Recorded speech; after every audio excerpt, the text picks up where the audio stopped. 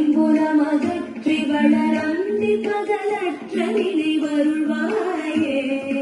அம்பு விதனுக்குள் வளர் செந்தமிழ் வழுத்தி உதயங்கொடு துணிக்க மனம் அருள்வாயே. தங்கிய தவத்துணர்வு தந்தடிமை முத்தி திற சந்திர விழித்து வழி அருள்வாயே. தந்தி விகனா பாசு எண்டி சிவனிக்க வளர் சம்பிரம விதத்துடனே அருள்வாயே. மந்தைய சுகத்தை வெகு இங்கிதமெனும் கவனமும் நினைத்தமைய அருள்வாயே.